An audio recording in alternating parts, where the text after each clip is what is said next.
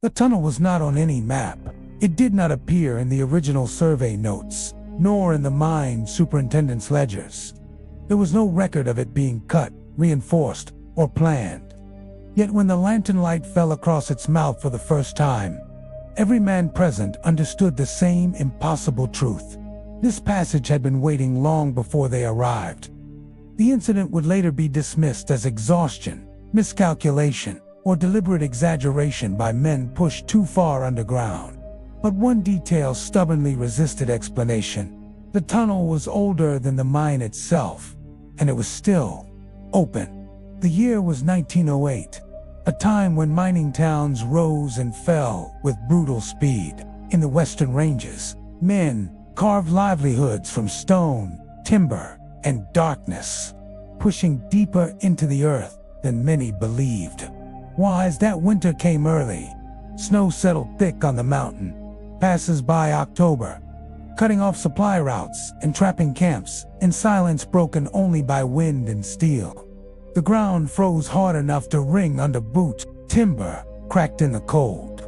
And beneath the surface, the rock seemed restless, shifting, groaning, settling in ways the miners could feel through their tools. It was in this season of isolation that the Black Ridge mine pushed its deepest cut yet, and uncovered something that should not have been there. The camp lay in a narrow valley where pine forest thinned into exposed stone. Smoke rose constantly from the cookhouse chimney, the scent of coal and boiled beans lingering in the cold air. Timber bunkhouses stood crooked but sturdy, their walls scarred by years of wind-driven ice. By daylight, the mine entrance appeared, ordinary, reinforced shaft cut into the mountainside, framed by heavy beams darkened with age. By night, it felt different. Men said the air near the entrance grew colder after sunset. That sound traveled oddly near the mouth of the shaft, sometimes returning, distorted, delayed, or not at all. Most ignored it. Miners learned early not to listen too closely to the mountain. Edgar Holt Schiff, foreman, 43 years old, methodical, respected. Holt had worked mines across 3 states and survived 2 collapses. He trusted his instincts more than paperwork and believed the earth followed rules, dangerous rules, but rules nonetheless. Black Ridge would challenge that belief. Caleb Morris, veteran driller, broad-shouldered, quiet, with hands permanently stained by oil and stone dust. Morris had an uncanny sense for unstable ground. He claimed the rock spoke when it was about to fail. Men listened when he warned them. When Maurice refused to enter the new tunnel, no one laughed. Jonah Reed, young survey assistant 22, eager and newly arrived from the east. Jonah kept the tunnel maps and measured every cut with near-religious precision. He believed that if something existed underground, it could be explained given time, numbers, and light. The tunnel would take all 3. By late November, the Black Ridge crew had reached a depth that exceeded the original plan. The vein they followed ran rich, and the company demanded progress. Timber supports were installed carefully, measured to the inch. Every cut was logged. Every cut except one. On November 14th, during a routine extension of Tunnel 4, Morris struck open space. The drill bit did not meet resistance. It slid forward smoothly, silently, into nothing. Morris pulled back immediately. "That's wrong," he said. Holt dismissed it at first. "Natural pocket. Happens." But when lanterns were brought forward, the light did not reveal a cavity. It revealed a passage. The tunnel's mouth was clean. Too clean. Its walls were smooth, worn not by drill or blast but by something. Gradual time, perhaps, or repeated passage. The ceiling curved naturally, without timber or support, and yet showed no sign of collapse. Jonah measured it twice. "Sir," he said quietly to Holt, "this isn't one of ours." "How old?" Holt asked. Jonah hesitated. "I can't tell. The markings. They're not tool marks. They're polished." Maurice did not step inside. He held his lantern at arm's length, peering into the darkness. "That tunnel's been used," he said. "Not dug. Used. Used." The air flowing out of it was cold, but not stale. It carried a faint smell, difficult to place. Not rot, not damp, something minery, old, like stone that had been warmed and cooled countless times, like breath that had passed through it before. The men stood in silence, listening. Somewhere deep within the passage, a sound echoed faintly. Not dripping water, not settling rock. A slow, irregular scrape. Then nothing. Holt ordered the area secured, and work halted for the day. He told himself it was caution, not fear. That night, several miners reported trouble sleeping. One swore he heard footsteps beneath the bunkhouse floor. Another claimed the mountain creaked differently, as though hollowed out beyond what they had cut. Jonah wrote in his notebook, "Tunnel does not align with any known cut. Orientation is wrong. It slopes where it should not." He underlined the last line twice. The next morning, Holt led a small group back down to Tunnel 4. He intended to seal the passage until survey confirmation arrived. But the tunnel had changed. Not visibly, spatially. Jonah's measurements no longer matched. The tunnel mouth appeared the same, but the distance to certain wall features had shifted by inches, enough to notice, not enough to explain. "That's not possible," Jonah muttered, rechecking his tape. Morris stared into the darkness. "It moved," he said flatly. Holt snapped, "Tunnels don't move." Morris did not respond. He had placed his ear against a stone. "There's air moving in there," he said quietly. "Not grass, movement." From deeper inside the passage came that scraping sound again, closer this time. As if something had heard them, Holt made a choice that would later haunt the camp. "We map it," he said. 10 minutes. In and out. Jonah volunteered immediately. Morris refused. "I won't go in," he said. "That tunnel doesn't want light."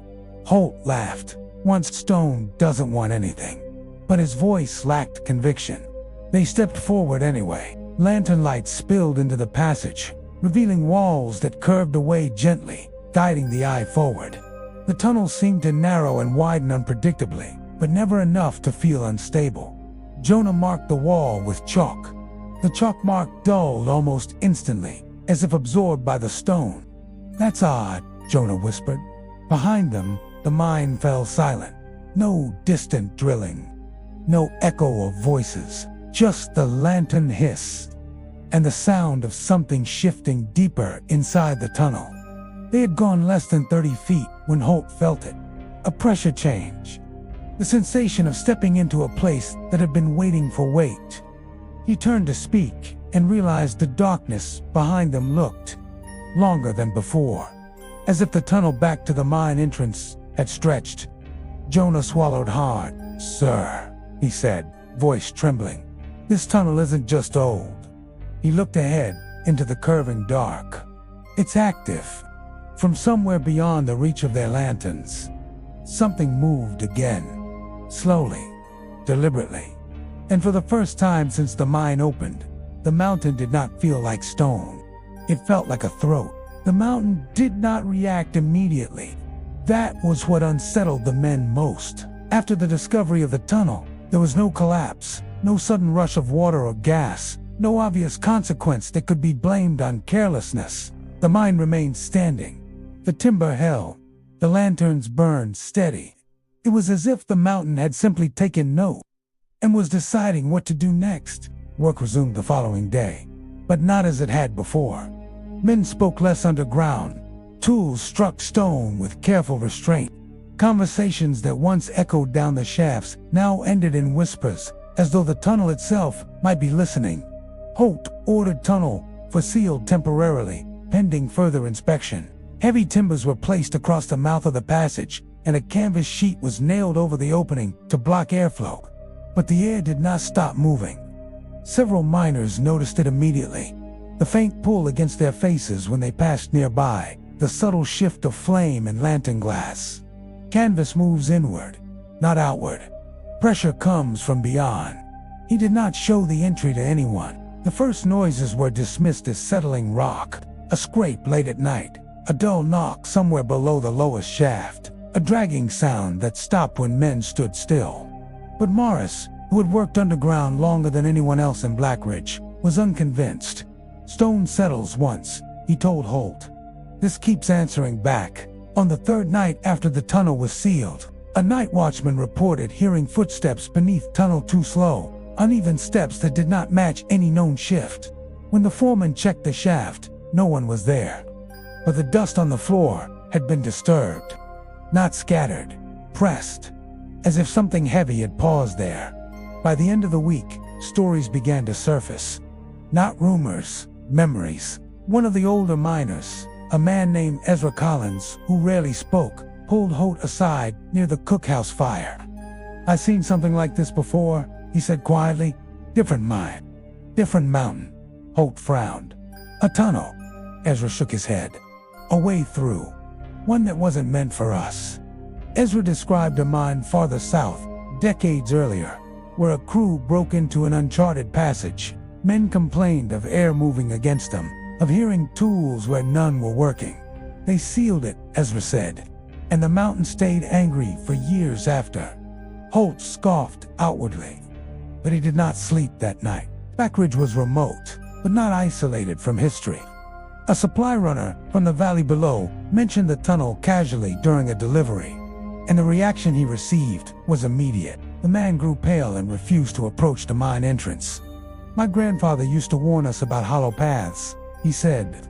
"Said some mountains got more inside him than we ever put there." When Holt pressed him, the runner only shook his head.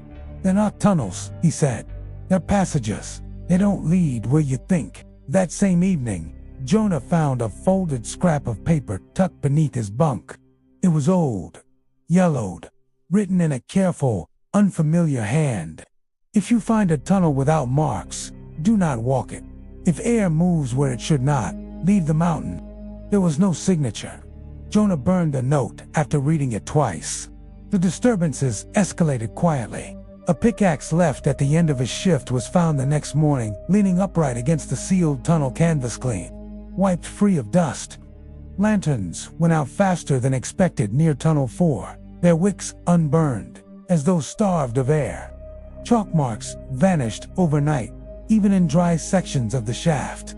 Morris confronted Holt directly. "You sealed the mouth," he said, "but you didn't seal what's behind it." Holt snapped back. "It's rock." Morris stared at him. "Then why does it feel like something's pacing?" Jonah's unease deepened when he found something impossible. While reviewing old maps in the storage shed, he uncovered a rolled parchment mislabeled as a ventilation plan. The ink was faded, the paper brittle. It was dated 1871. The map showed a tunnel, not the Black Ridge mine but the mountain itself.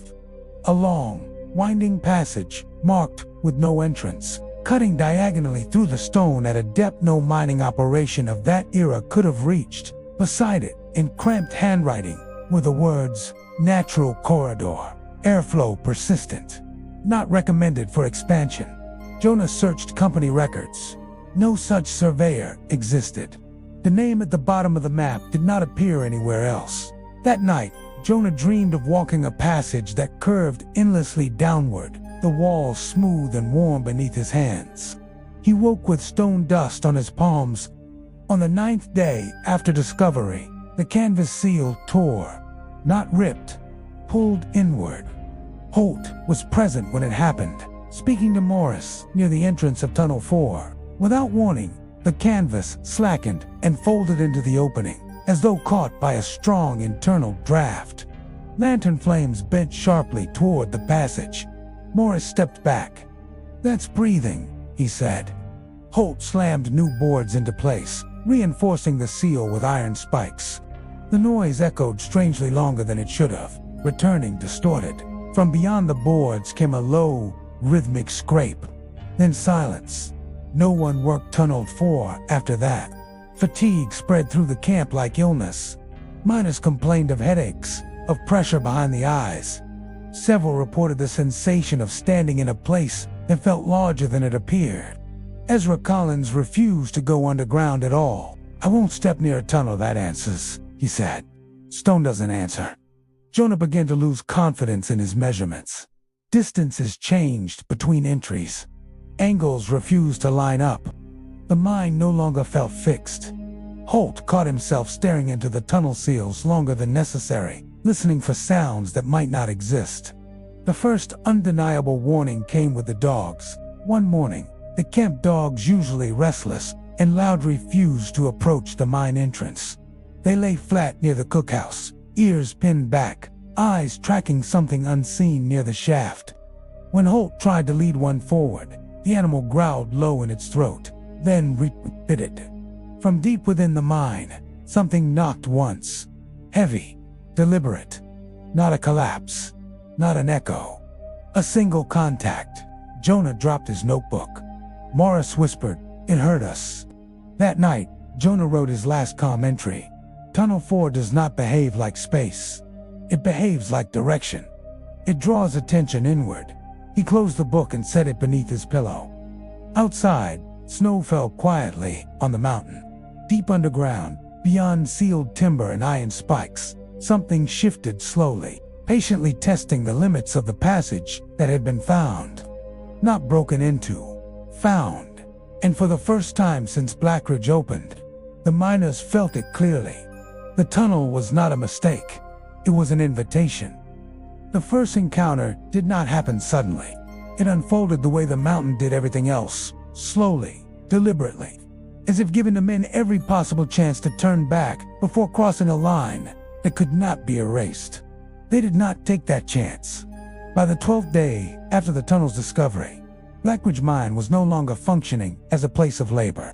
It had become a place of waiting, work slowed to a crawl. Men avoided Tunnel 4 instinctively, passing it with eyes averted, steps quickened.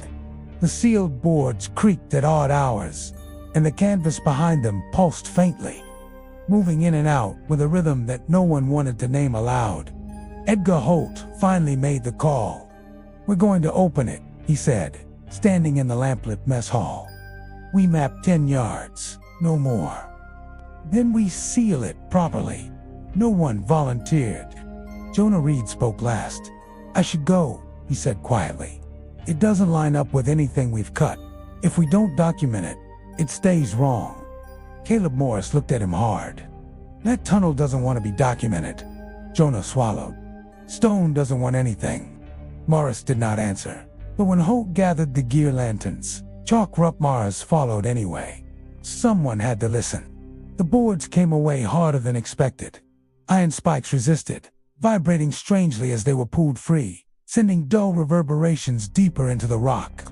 When the final board was removed, the canvas behind it collapsed inward instantly, sucked into the tunnel as if seized by unseen hands. A rush of cold air followed, not stale, not damp, moving.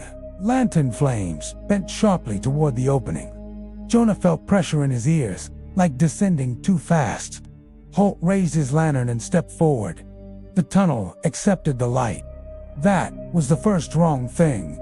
Most unworked stone absorbs light unevenly, throwing shadows, revealing fractures. This tunnel did neither.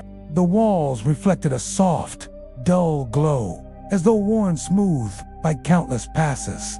"Has this been used?" Jonah whispered. Morris shook his head slowly. "Hasn't been abandoned?" They advanced carefully, rope tied back to a timber post in the mine behind them. Holt led. Jonah followed. Morris last. With each step, the sounds of the mine receded unnaturally fast. Picks, strikes, strips, voices, all faded as though swallowed by thick cloth. After 20 feet, Holt stopped. "Mark it," he said. Jonah knelt and pressed chalk to the wall. The chalk line appeared, then dimmed. Not smudged, not erased, absorbed. Jonah stared. "That's not from somewhere ahead," the sound answered. A slow, dragging scrape, like stone against stone, but paced, measured. Morris closed his eyes. "It knows we're here now," they continued. The floor sloped gently downward, not enough to notice at first, but enough to alter balance.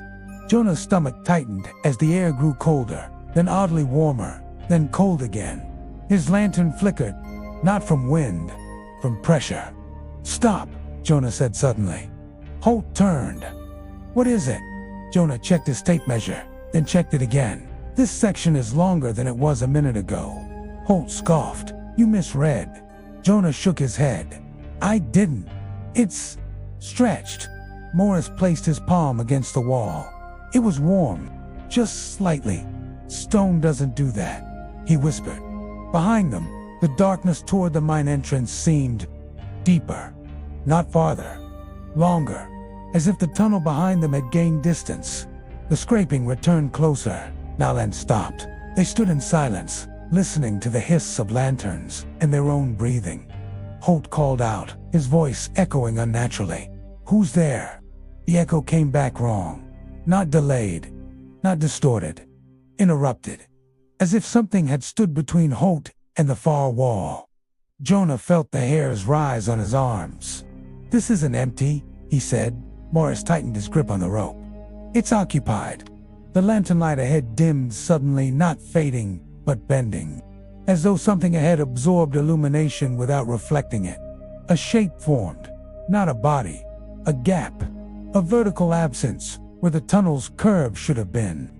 Jonah's breath caught. Holt, don't move. The shape did not advance. It remained still, impossibly tall, filling the tunnel from floor to ceiling without touching either. The air pressure shifted. Jonah felt his chest tighten, his breath slowing involuntarily. Morris whispered, "It's standing." Holt raised his lantern higher. The shape responded. It leaned, not toward them, toward the light. The thing did not attack. It did not rush. Instead, it did something far worse. It adjusted. As Holt shifted his weight, the shape subtly altered its orientation. As Jonah leaned back, it compensated. Matching. Learning. Jonah's voice trembled. It's copying us.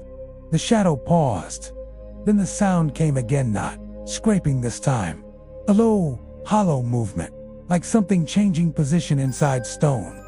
The tunnel walls seemed to narrow, or perhaps the men were simply becoming more aware of their own space. Morris took one step backward. The shape took one step forward. The distance between them remained constant. Holt whispered, "It doesn't want to get closer." Jonah shook his head. "It doesn't need to." The rope went slack, not snapped, not cut, slack. Jonah turned sharply. The rope behind them no longer led to the mine entrance. It disappeared into darkness that felt too close, as if the tunnel behind them had folded. Jonah's panic spiked. "We need to go. Now." Holt reached back instinctively and felt resistance. Not a wall, a presence. Something pressed gently against his hand through the air. Cold surged through his arm. He cried out and staggered forward. The shadow leaned closer. The air thickened. Jonah screamed, "Don't touch it." Too late. The shape pressed forward, not into Holt, but through him. For a split second, Jonah saw Holt's outline blur, his shadow detaching from his feet, stretching unnaturally along the tunnel wall. Holt gasped, clutching his chest. The shadow recoiled slightly, as if startled. Morris dragged Holt backward, nearly losing his footing as the floor seemed to resist them. The shape did not pursue. It simply watched. Maurice did not wait for orders. "Move!" he shouted. They ran. Not blindly, but desperately. The tunnel behind them elongated again, distance refusing to close as fast as their legs demanded. Lantern light shook wildly, shadows twisting across the walls. Behind them, the absence remained. Not chasing, following. At last, the mine's familiar timber supports burst into view. Maurice hauled him through the opening as Holt collapsed to his knees, gasping, his breath coming out in sharp, uneven bursts. The tunnel went dark. The absence withdrew. The air pressure normalized. Silence returned. They sealed the tunnel, again this time with every board they could find. Holt was carried to the surface, pale and shaken, his hands ice cold despite the heat of the bunkhouse stove. Jonah tried to speak. No words came. Morris sat alone outside the shaft until dawn. When asked what he had seen, he said only this: "That tunnel doesn't connect places. It connects conditions." That night, as the mine slept uneasily, a single new sound echoed faintly from deep underground. Not scraping, not movement. A slow, deliberate step, then another. Measured, testing, as if something had learned how to stand where men stood, and was deciding when to walk. After the first encounter, Blackridge's mind did not return to normal. It pretended to. Tools were lifted. Shifts were posted. Men descended again into the shafts. On paper, operations resumed. But underground, something fundamental had shifted, not in the rock, but in the way the men moved.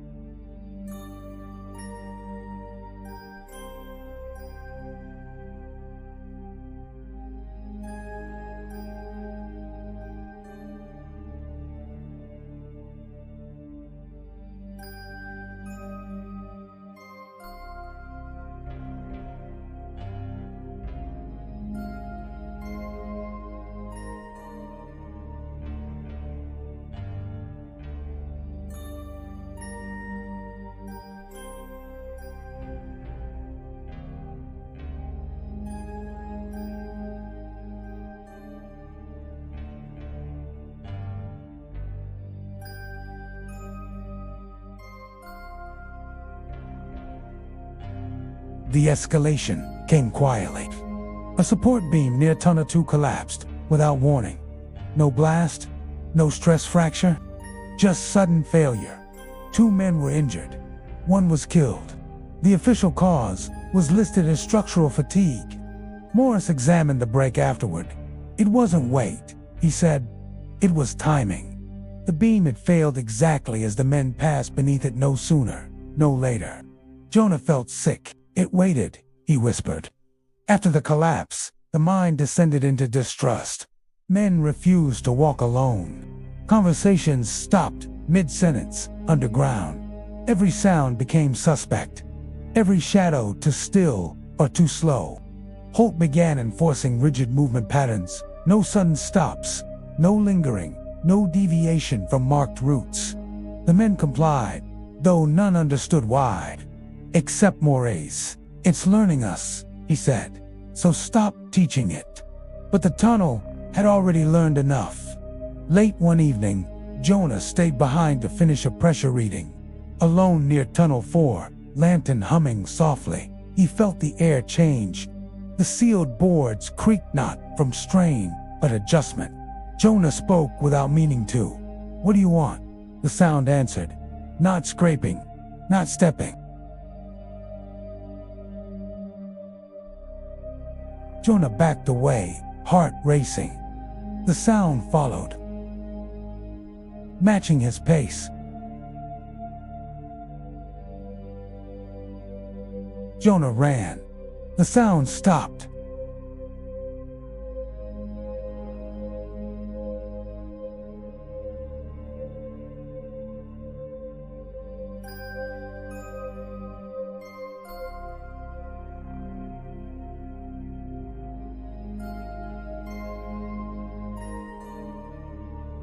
"We didn't find a tunnel," he said.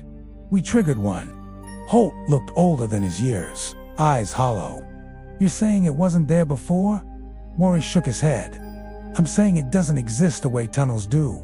It exists when we meet the conditions for it." Jonah joined them, pale and shaken. "It's not inside the mountain," he said quietly. "It's using the mountain." No one argued. That night, Holt ordered Tunnel 4 permanently abandoned. The surrounding shafts were closed. The men were pulled back to higher levels, but the mine did not release them.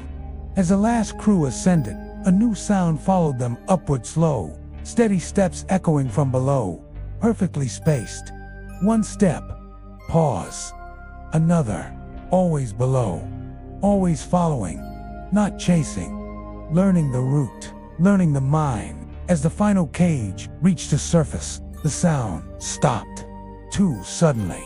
Maurice lingered at the shaft mouth, listening. "What is it doing now?" Jonah asked. Maurice stared into the darkness. "It's finished learning where we work," he said. "Now it'll decide how we leave." Deep underground, beyond sealed boards and abandoned tunnels, something shifted its weight again. This time, the sound did not echo. It answered. The mountain did not collapse. That was the first thing the survivors would later struggle to explain. When the attack finally came, it did not arrive as falling stone, bursting gas, or flooding water. There was no single moment of destruction that could be circled in red ink and labeled failure. Instead, the mine changed how it behaved, and the men were caught inside that change. It began just after midnight. The night shift had been canceled, but several men, including Holt, Maurice, and Jonah, remained underground to oversee the final sealing of the upper shafts. Lanterns glowed softly along the main passage, their light swallowed quickly by the rock. Then the sound started again. Not random, not scattered. Steps, clear, now measured, vertical. One step, pause, another step. The cadence echoed up the shaft with chilling precision, perfectly matching the distance between support beams. "It knows our spacing," he whispered. The sound stopped. The mine held its breath. Without warning, a side tunnel collapsed inward, not violently, but cleanly, as if the stone had simply decided to rearrange itself. Dust filled the air. Lanterns flickered. When the dust settled, the passage was gone, replaced by a smooth stone wall where timber and rock had been moments before. Jonah stared in disbelief. That tunnel was there this morning. Maurice nodded grimly. Not anymore. Behind them, another sound answered. A deeper shift. Closer. The air pressure dropped, suddenly, sharp enough to make ears pop. Flames bent inward, drawn toward the lower levels. Holt shouted, "Orders, move up, keep together."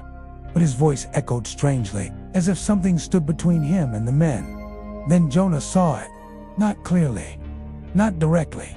Not directly. A distortion ahead in the shaft of place, where the lantern light seemed to hesitate, bending around an absence taller than the tunnel itself. It moved when they moved. It stopped when they stopped. Jonah's breath came shallow. "It's here," he whispered. "Not in the tunnel. In the mine." A miner named Wallace broke formation. Just a step to the side, trying to avoid fallen debris. That was enough. The space beside him darkened, not smoke, but a thickening of absence that pressed inward. Wallace screamed as his body twisted unnaturally, his outline blurring as though the mine itself were misplacing him. Maurice lunged, grabbing Wallace's arm. For a split second, Jonah saw something impossible. Wallace's shadow lagged behind his body. Then Wallace was gone. No blood, no sound, just a space where a man had been. The mine settled. Men shouted. Some fired pistols uselessly into darkness. Others froze, unable to move. Holt forced himself forward. "Stay together," he yelled. "Don't stop." They moved, and the mine moved with them. Passages narrowed, corners lengthened. Familiar routes bent just enough to disorient. Jonah realized with horror that the mine was no longer a static structure. It was reorganizing itself around them. As they reached the main incline, the sound of steps multiplied. Not one set, several, out of sync.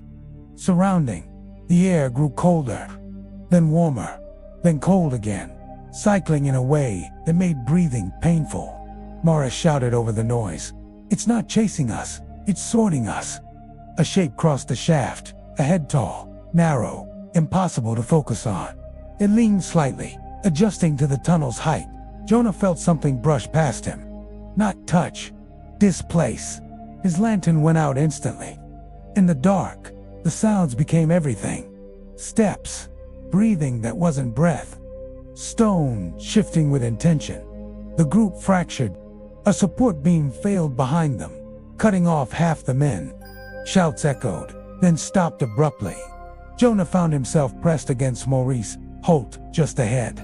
The three of them running blind, toward what they hoped was the surface. The tunnel ahead constricted, too narrow. Morris skidded to a stop. This wasn't here before. Holt swore and turned, and the darkness behind them surged. Not fast, certain. Morris stepped forward deliberately. "Go," he told Jonah. "Don't hesitate." Jonah shook his head violently. Morris placed a hand on his shoulder. "I listened to stone my whole life," he said calmly. "This isn't stone." He stepped sideways. The absence closed around him instantly. Jonah screamed as Morris's shape blurred, his outline folding into the tunnel wall like smoke drawn into rock. Morris did not scream. He simply vanished. The space where he had stood smoothed over, as if he had never been there.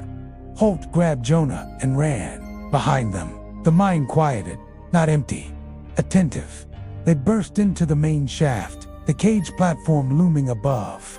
Holt hammered the signal bell wildly. The cage descended with agonizing slowness. Below them, the steps resumed. Closer now. Jonah sobbed, unable to stop. "It's learned us," he gasped. "It knows how we move, how we panic." Holt dragged him onto the cage the moment it arrived. The ascent began. As the cage rose, the shaft wall shifted, not collapsing, reaching. Shadows stretched upward against the moving light, bending unnaturally, lagging behind the cage as if unwilling to let go. From below, a final sound echoed upward. Not a step, not a scrape, a long, hollow adjustment, like something settling into a new shape. The cage burst into moonlight. Cold air rushed in. The shaft below fell silent. Of the men underground that night, fewer than half emerged. No bodies were recovered. No remains found. The mine showed no signs of collapse, sufficient to explain the losses. Holt stood at the shaft mouth until dawn, staring downward. Jonah did not speak for 2 days. When he finally did, he said only this: "It wasn't killing us." Holt turned slowly. "What do you mean?" Jonah swallowed. "It was removing us from the mine. Below them, deep in the mountain, something settled its movements slower now, more confident. It had learned how to take, and it was not finished. The mountain did not pursue them. That was the detail Edgar Holt could never reconcile.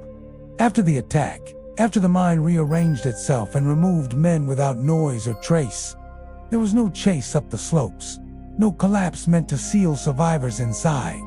The Blackbridge tunnels went quiet and naturally, so as if the event had concluded on its own terms. The silence that followed was worse than any sound. By dawn, those who escaped gathered near the cookhouse, wrapped in coats, faces hollow and gray.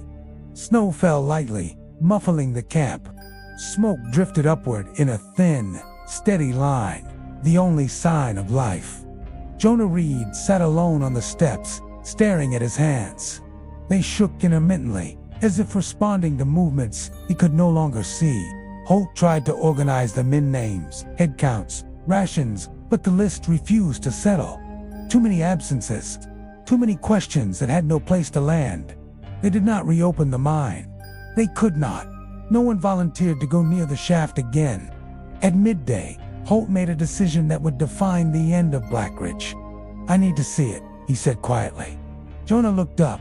"Sir, I won't go deep," Holt continued. "Just the main shaft. I need to know if it's still active." Jonah rose unsteadily. "It doesn't stop being active. It stops when it's finished." Holt did not argue. He took a lantern and a coil of rope and descended alone. The shaft accepted him without resistance. The air felt normal. The walls stood where they always had. There were no sounds, no steps, no pressure shifts. At the level of Tunnel 4, Holt stopped. The seal was gone. Not broken. Removed. In its place stood a smooth stone face, unmarked and seamless, as if the tunnel had never existed at all. Holt pressed his palm against it. The stone was warm. He withdrew his hand and climbed back to the surface, without another word. By evening, Holt posted the order. Blackbridge Mine was to be abandoned. No further extraction. No sealing operations. No investigation teams. The mountain would be left exactly as it stood. The company protested briefly. Still, Holt submitted his report. The document was sparse, technical, careful to avoid language that could not be depended. But one line stood out. The underground structure demonstrates adaptive spatial behavior inconsistent with safe operations. The company closed the mine within the week. No public explanation was given. Those who remained carried the mine with them. Ezra Collins left that winter and was never heard from again. Some said he returned south. Others claimed he walked into the mountains alone during the first thaw. Holt aged rapidly after Blackbridge. He took a desk position and refused all offers to oversee new operations. In later years, he would wake suddenly at night, convinced he was standing somewhere narrow, somewhere that adjusted to his breath. Jonah Reed never returned underground. He took a clerical post mapping rail, lines up in spaces, visible routes, no ceilings overhead. Even then, he avoided tunnels whenever possible, preferring detours that added days to his travel. He burned his notebook from Blackbridge, all but one page. Jonah kept a single sheet folded into his wallet. It read, "The tunnel does not lead forward or backward. It leads inward, toward conditions that allow it to exist."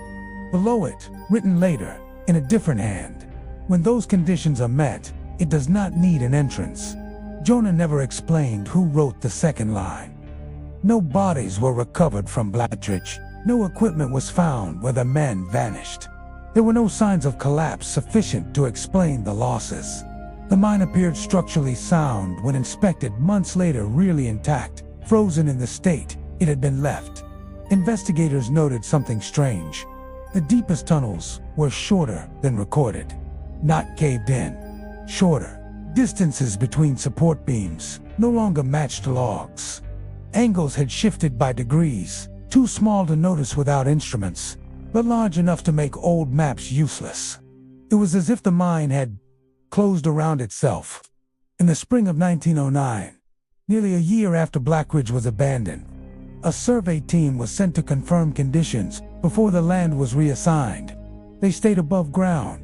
Even so, one of the men reported hearing steps beneath the frozen soil, slow, deliberate movements that matched his own pace as he walked the ridge. When he stopped, The sound stopped. When he turned, it did not follow. The report was filed and quietly dismissed. What happened to the men taken by the tunnel remains unknown. No remains surfaced. No signs of struggle were recorded. There was no evidence of death in any conventional sense, only absence. Jonah once wrote a letter, ever sent, in which he posed a question he could not escape. If a place can learn how we move through it, can it also learn how we leave? He never answered it.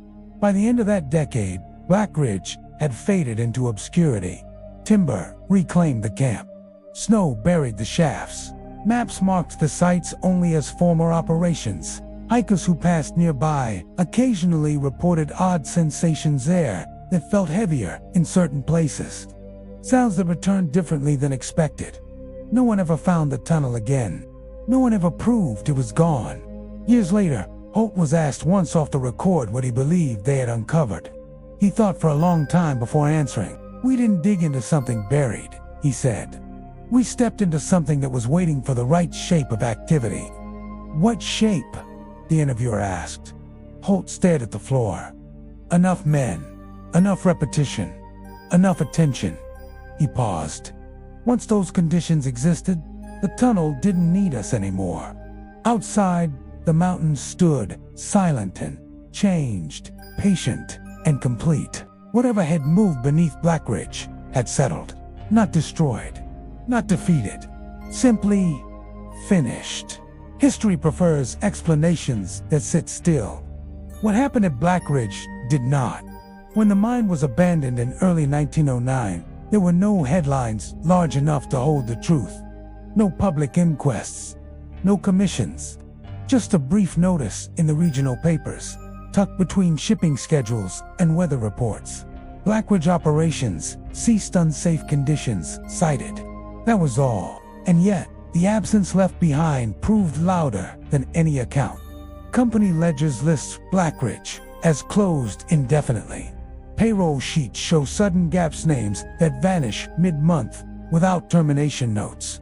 Accident logs record a single fatality, though survivor testimony would later suggest far more. Government inspectors who visited the site months later found the mine structurally intact. No caverns sufficient to explain multiple losses. No gas pockets. No water ingress. The mine appears shortened, not collapse-reduced. The comment was struck from the final report. Surveyors tasked with updating regional maps encountered a strange problem. Measurements taken at Black Ridge refused to reconcile with older data. Distances between known points varied by small but consistent margins.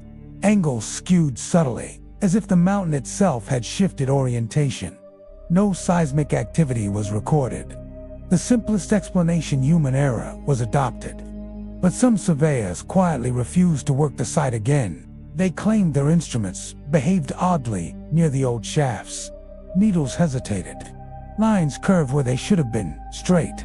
One wrote in the margin of his notebook, "The mountain does not match itself anymore." Jonah Reed lived a long life after Black Ridge, though few would call it an easy one. He never published an account, never gave interviews. When asked about his time underground, he changed the subject or left the room.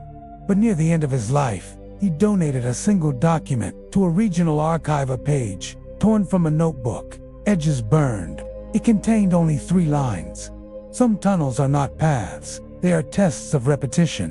When the pattern completes, the passage closes." Archivists classified it as metaphor. They did not know where it came from. In the years following the closure, locals avoided the Black Ridge slopes without quite knowing why. Hunting routes shifted. Logging crews favored longer paths that skirted the valley. Older residents warned newcomers quietly, "Don't dig where you didn't plan to dig." Some spoke of a sound that occasionally rose from beneath the frozen ground in winter, not loud, not threatening, just a slow, hollow adjustment that seemed to move with passing footsteps. No one ever found a new opening. No one ever proved there wasn't one. Black Ridge was not unique. Across mining regions in North America and Europe, scattered accounts surfaced, hugely dismissed, of tunnels that appeared without record. Passages that resisted mapping, shafts that seemed longer on entry than exit. In Nevada, 1912, a prospector reported breaking into a smooth stone corridor that breathed cold air and caused his compass to fail. In Wales, 1921, a coal crew sealed an uncharted passage after tools left nearby were found repositioned overnight. In the Urals, 1936, surveyors abandoned a dig after reporting that their chalk marks dimmed and vanished as if absorbed by the rock. None of these incidents were officially connected, but the details align too closely to ignore. Long before industrial mining, mountain folklore warned against certain kinds of digging. Not cursed ground, not sacred ground, responsive ground. Responsive ground. In several traditions, there is mention of listening stone, places that change when visited too often, or when movement becomes predictable. These stories rarely describe creatures. Instead, they describe conditions. Too much repetition, too much pressure, too many bodies moving the same way. When those conditions are met, the ground opens, not to allow entry, but to resolve imbalance. Today, Black Ridge exists only as a name on outdated charts. Satellite imagery shows nothing unusual. No surface disturbance, no visible shafts. The forest has reclaimed the valley completely. Geologists explain the inconsistencies as mapping error layered atop erosion. Psychologists point to stress, darkness, and suggestion. Both explanations account for fear. Neither accounts for removal without collapse. Neither explains why men vanished without trace, nor why the mine itself seemed to shorten. The simplest answer remains the least comfortable. The tunnel was real, but not permanent. Was the tunnel a structure, a phenomena, a function of human activity meeting geological threshold, or something older, something that existed only when the conditions allowed it to exist? Dr. Halle once wrote, in a different context, some spaces do not exist until we behave as though they should. Black Ridge may have been such a place. In 1948, a hiker passing near the old Black Ridge site left a brief entry in a ranger's log. Felt like the ground was listening. Sound returned differently when I stopped walking. The entry was dismissed, filed, forgotten. Miners once believed tunnels were things you dug. Black Ridge suggested something else entirely, that some passages are not created. They are completed, and once they are, the mountain closes them, taking whatever helped finish the pattern. If you enjoyed this historical encounter, subscribe for more stories from the past where forgotten places, buried records, and the land itself still remember what history chose to leave behind.